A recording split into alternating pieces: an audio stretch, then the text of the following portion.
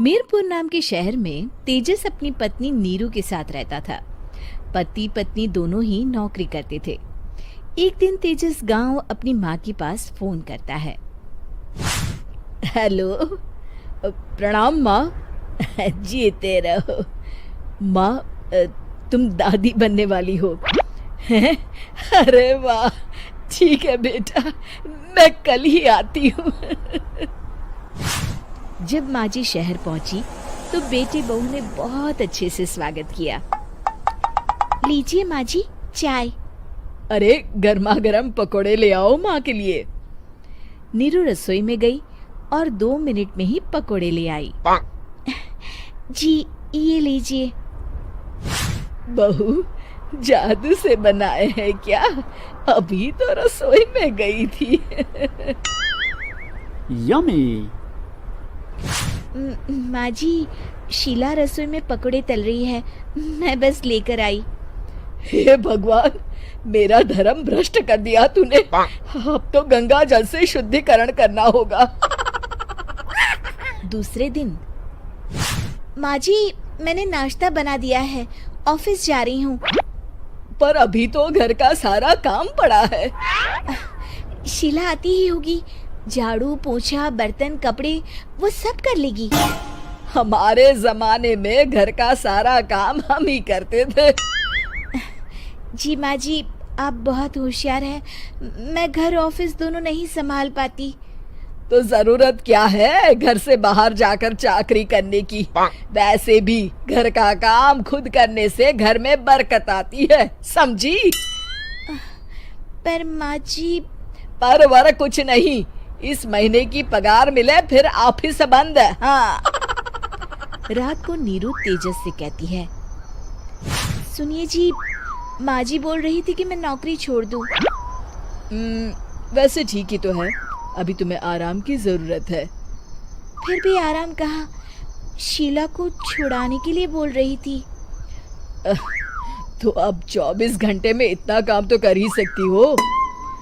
पर जॉब पसंद है मुझे, घर पर मन नहीं लगेगा।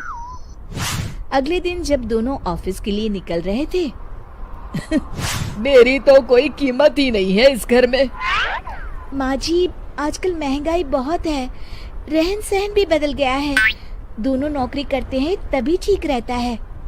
अच्छा, तू कहना क्या चाहती है?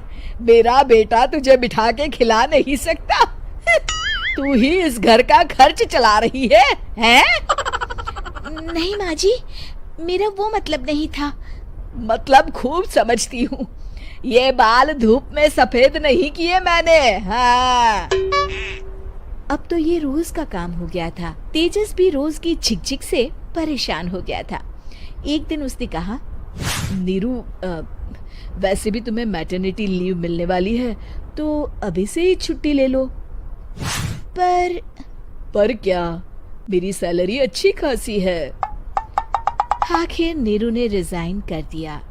जब बच्चा हुआ तो घर में सब बहुत खुश हुए। कुछ दिनों बाद तेजस फाइल देख रहा था। क्या हुआ तेजस, कुछ परेशान लग रहे हो? हाँ, वो हमारी जितनी सेविंग्स थी वो तो हॉस्पिटल में और छठी के फंक्शन में खत्म हो गई है नीरू। और अभी वैसे मंदी चल रही है तो मैं बोल रही थी कल मुन्ना को हेपेटाइटिस का टीका लगवाना है। नीरू, क्या पोस्टपोन नहीं कर सकते? नहीं जी, बिल्कुल नहीं। अब तेजस को समझ में आ रहा था कि उससे गलती हुई है। पैसों की कमी का असर घर के माहौल पर भी पड़ रहा था। अगले दिन, बेटा मेरा चश्मा और ये दवाइयाँ ले आना, पर्चा देते हुए माँ जी ने कहा। जी। तेजस, मुन्ना के लिए दूध का डिब्बा और डायपर भी ले आना, और ये किराने के सामान की लिस्ट है, इसे भी लाना है। तेजस गुस्से में लिस्ट मरोड़कर फेंकता है और चिल्लाता है, पैसे क्या पेड़ पर उगते हैं? ये ले आना, वो ले आना। अरे पर ये जरूरत का सामान ही है। वो गुस्से में बिना कुछ कहे ऑफिस चला गया। अरे अरे लंच तो ले जाइए। नीरू दौड़कर डिब्बा पकड़ाती है। एक दिन खाना खाने के बाद, नीरू, अब तो मुन्ना कुछ बड़ा हो गया, तो अब तुम वापस ज्वाइन कर लो ना जॉब। पर इस रिसेशन में जॉब मिलना बहुत मुश्किल है। ट्राई तो करो। फिर मुन्ना, माँ जी है ना, और एक फुल टाइम मेड भी लगा लेंगे। पर माँ जी, उन्हें तो पसंद नहीं। तभी माँ जी वहाँ आ जाती है और प्यार से नीरू के सर पर हाथ फेरते हुए बोलती है, अब मेरी समझ में आ गया बहू, पहले के और अब के समय में अंतर है। तुम काम शुरू करो, मुन्ना की जिम्मेदारी मेरी। मेरी प्यारी माँ जी, ये कहकर नीरू उनके गले लग गई। शिक्षा, परिवर्तन संसार का नियम है, हमें भी समय के साथ चलना चाहिए। उम्मीद है कि आपको हमारी ये कहानी पसंद आई होगी। कृपया हमारे चैनल को सब्सक्राइब करें और सभी अपडेट्स के लिए बेल आइकन जरूर क्लिक करें। और हाँ, वीडियो लाइक और शेयर करना मत भूलिएगा। Bye bye.